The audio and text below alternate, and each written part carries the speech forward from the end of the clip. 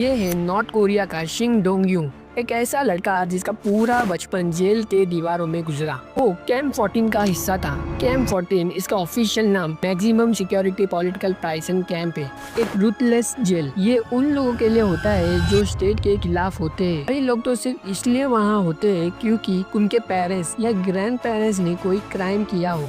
इसे 3 generation punishment भी कहते हैं। एक दिन शिन की माँ और भाई उन दोनों ने जेल से भागने का प्लान बनाया। ये बात शिन ने सुनी और जाके जेल के ऑफिशियल को बता दी, ये सोचकर कि कोई रिवॉर्ड मिलेगा। अगली ही सुबह उसकी माँ को फांसी और भाई को गोली मारकर उड़ा दिया जाता है। ये सब देखकर शिन अंदर से पूरा टूट गया था। जिस सिस्टम पर उसने इतना भरोसा किया था, वही सिस्टम ने उसके सामने उसके परिवार को खत्म कर दिया। हालांकि बाद में शिन खुद को जेल से भागने में सफल बनाया। ये हाल है नॉर्थ कोरिया का, एक ऐसी जगह जहाँ सब गवर्नमेंट के पपेट्स है, जहाँ अगर किसी ने भी गवर्नमेंट के अगेंस्ट कुछ बोला तो मौत की सजा पक्की। के लोग आज भी इंटरनेट का एक्सेस नहीं है और कैसे किम जोंग की हुकूमत धीरे धीरे खत्म होती जा रही है। जानेंगे the dark and dirty side of north Korea. साल 1948 में जब जापान वर्ल्ड वॉर 2 हार गया था, तो उस समय कोरिया से कंट्रोल हट गया। आफ्टर दैट कोरिया को 2 हिस्सों में बांट दिया गया, एक नॉर्थ कोरिया जहां सोवियत यूनियन ने रूल किया और साउथ कोरिया जहां अमेरिका का इन्फ्लुएंस था। 1948 में नॉर्थ कोरिया को ऑफिशियली कम्युनिस्ट स्टेट बन गया, जिसका लीडर किम सेकेंड संग था। यही से एक ऐसी डायनेस्टी की शुरुआत होती है जो आज तक चली आ रही है। नॉर्थ कोरिया का ऑफिशियल नाम democratic people Republic of Korea है, जहां डेमोक्रेसी तो सिर्फ नाम की है, लेकिन असल में पूरा सिस्टम ये डिक्टेटरशिप पे चलता है। ये देश दुनिया के सबसे क्लोज और सिक्रेसिव कंट्रीज में से एक है। करंटली किम डायनेस्टी की 3rd जनरेशन रूल कर रही है, जिसका नाम किम जोंग उन है। विरासत का 3रा वारिस किम जोंग उन है, ऐसा लीडर जो दुनिया के लिए मिस्टीरियस और अपने ही लोगों के लिए भगवान है। ये साल 2000 की घटना है, जहां मलेशिया के एयरपोर्ट पर इन्होंने अपने ही भाई को पॉइजनिंग करके मर्डर किया था। वही से इसने अपने ही लोगों के बीच दहशत निर्माण कर दी। यही नहीं,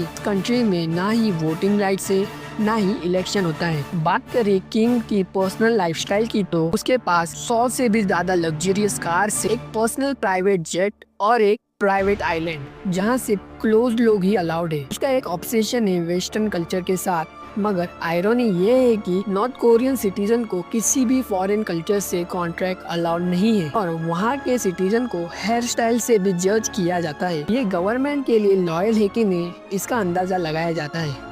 ये है कुछ हेयर स्टाइल जो नॉर्थ कोरिया में अप्रूव है। अगर गलती से भी प्रेसिडेंट का हेयर स्टाइल कॉपी किया तो जेल या तो मौत की सजा हो सकती है। नॉर्थ कोरिया में आज़ादी एक सपना है। यहाँ के सिटीजन के पास आज भी इंटरनेट का एक्सेस नहीं है। के पास तो सिर्फ फोन में मॉनिटरिंग होती है। टीवी सिर्फ जो गवर्नमेंट चैनल दिखाएंगे वही दिखना पड़ता है। किसी ने भी गवर्नमेंट के खिलाफ कुछ बोला तो उसे सिर्फ वो नहीं बल्कि उनकी 3 जनरेशन तक पनिशमेंट दी जा सकती है।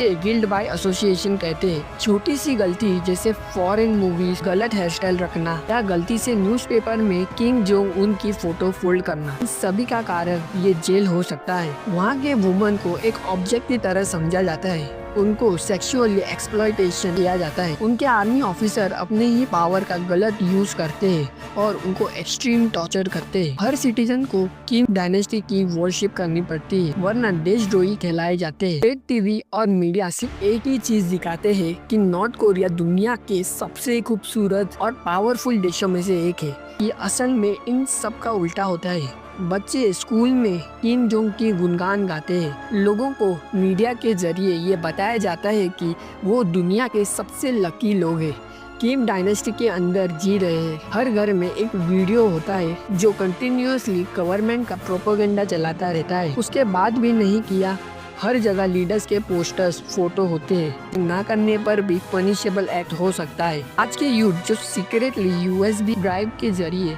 साउथ कोरियंस ड्रामा देखते हैं, उनमें अवेयरनेस बढ़ गई है कि दुनिया में और भी जिंदगी है। यही एक होप है, ये रेवोल्यूशन है जो शायद फ्लो होगा लेकिन इम्पॉसिबल नहीं। एक ऐसी आवाज़ जो साइलेंटली सिस्टम को ब्रेक कर रही है। नॉर्थ कोरिया एक ऐसा देश है जहाँ डेमोक्रेसी सिर्फ एक वर्ड है, इन रियलिटी में लोग साइकोलॉजिकल जेल में जी रहे हैं।